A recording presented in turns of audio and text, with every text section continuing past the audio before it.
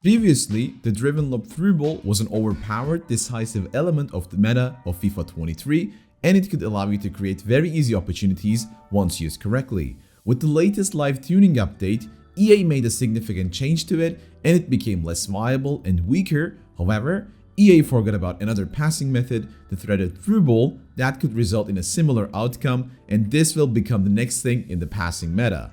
Hi, my name is Khan, also known as Jedi Jester, and today I will explain to you the difference between threaded through balls and the normal ones, how to execute them, and show you the right spots and situations to use them.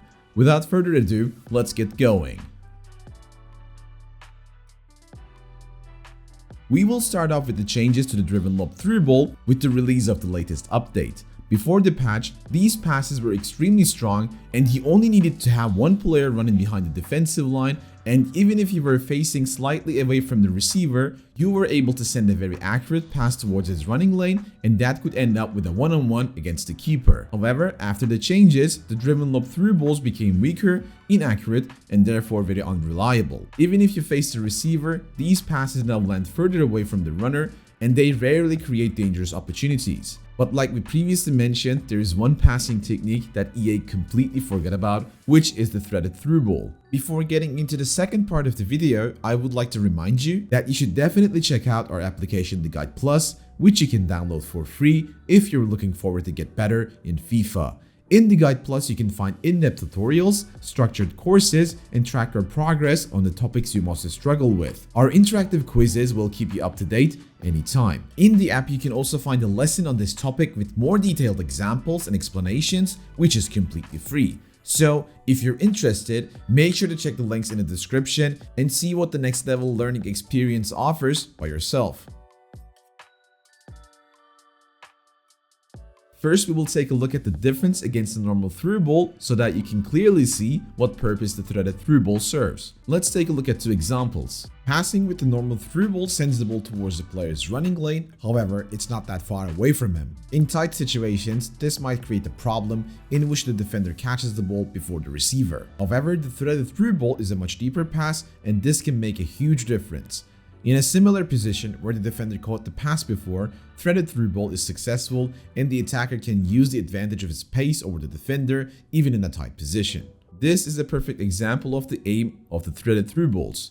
If you have an attacker who is running in behind the defensive line and you have a clear white space ahead of him, make sure to try this passing method since it sends a pass with a wider angle that will reduce the chance of the defender intercepting it. The input is also very simple. To be able to send a threaded through ball, you need to hold on to the R1 or RB and power up the triangle or Y button. The power of the pass depends on the distance between the passer and the receiver, so it will be very situational.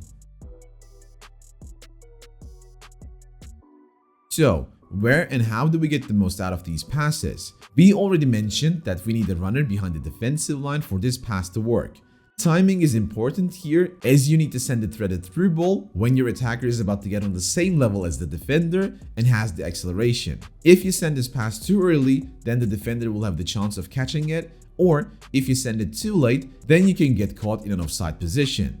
The second important factor is about the passer instead of the receiver. The threaded through balls should be sent with a convenient angle.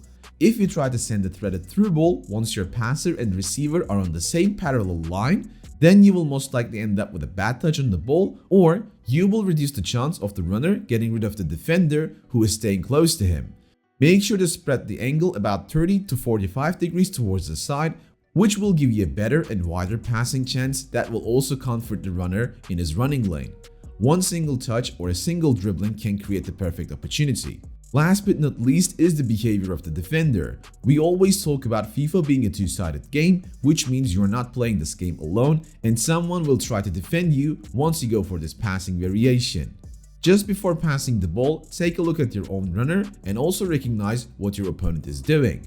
If he has already selected his defender and tries to stay wide against a potential ball behind the defensive line, you will most likely fail with this method. So you don't blindly send this pass, instead go for another decision regarding the defender's movement. In our last example, I want to use the threaded through ball to be able to get the most out of the open space towards the opposition goal. I take a look at my potential receiver and see that he starts to run, but I also need to check the defenders to be able to create the optimal passing chance. I see that my opponent doesn't defend the pass with the player who is closer to the receiver, but instead he tries to pressure the passer with another defender. So I quickly see the direction he is heading to, see the potential passing angle, and fire it away with the threaded through ball.